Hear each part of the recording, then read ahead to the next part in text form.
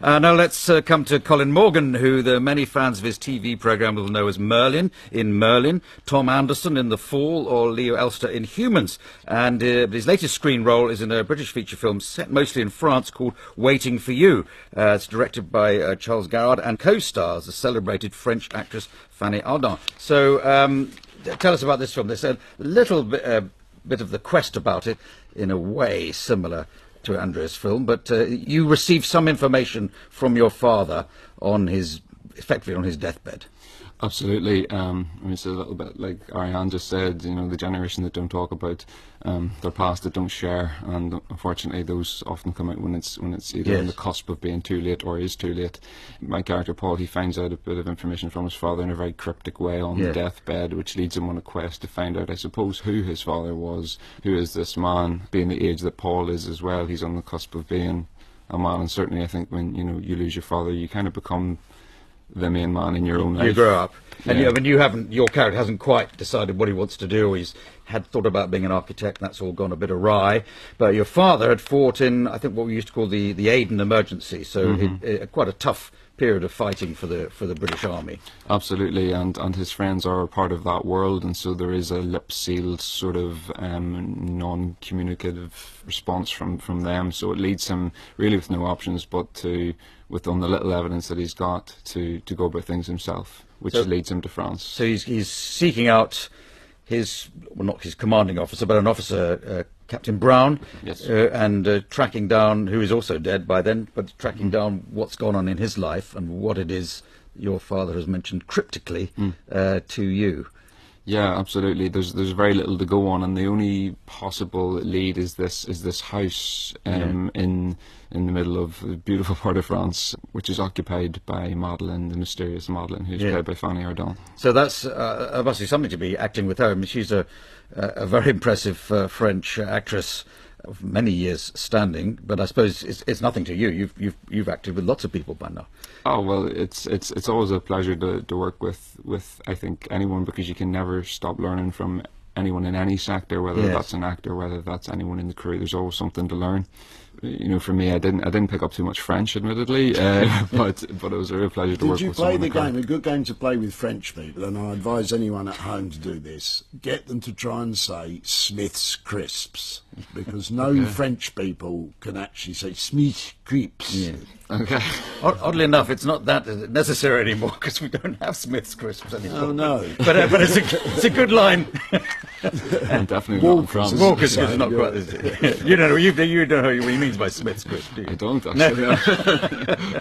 So I mentioned all these great things you've been in. I mean, Merlin was on for how many episodes? 60 episodes or something like that? Around about that, yeah. We did, part of so 5 years. If that were the only thing you ever did, that would have built a huge following for you amongst the demographic that watched that. Well, again, even just, like you said, working with people, and, you know, if I was to write down that list and have a look, I think I'd feel, you know, if she had handed me that maybe 10 years ago, I'd have said there's no chance I would have had that opportunity. So you're able to learn how to do magic from Richard Wilson and the people around. Well, maybe a different kind of magic, you know, a magic with the people, you know, and because someone like Richard Wilson, for example, is just loved by everyone, and there's no spells there. That's something unique to him. Yeah. Was that your big breakthrough, getting that part, or you'd already been, as it were, discovered as an actor to be in the theatre? Yeah, well, I'd say my first break was certainly a play at the Young Vic called Vernon God Little, directed by Rufus Norris.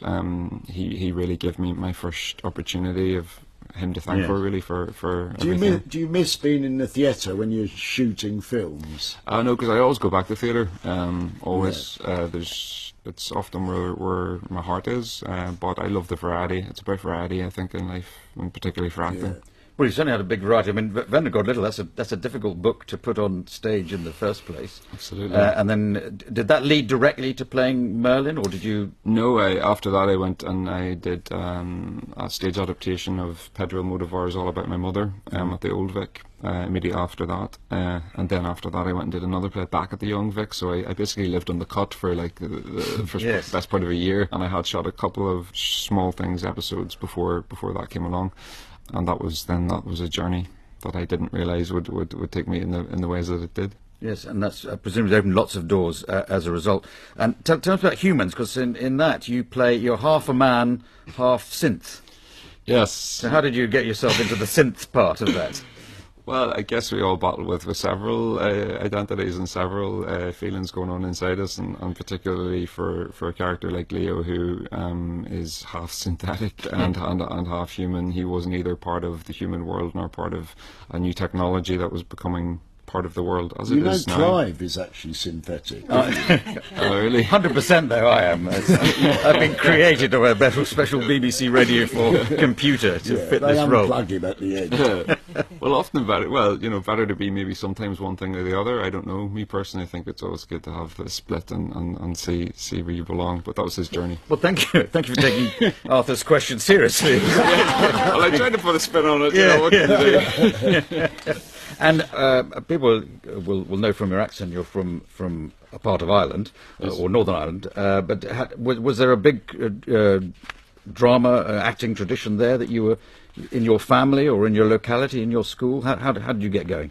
Yeah, not in my immediate family or in my family in general. Actually, it's always just been something that I feel has been instinctively in me to tell stories, to perform. The opportunities really weren't there for me growing up. So, unfortunately, it got to that stage where you eventually had to leave if you wanted to proceed. But you knew that's what you wanted to do? 100%. Yeah.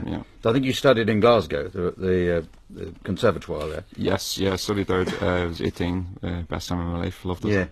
The training there is absolutely fantastic. I mean, without that experience, without that level of training, I just certainly wouldn't have had the connections and the confidence to go as far as I did. All right, well, Waiting for You is in cinemas now. Thank you for joining us, Colin Morgan. That's the loose ends all tied up for this week.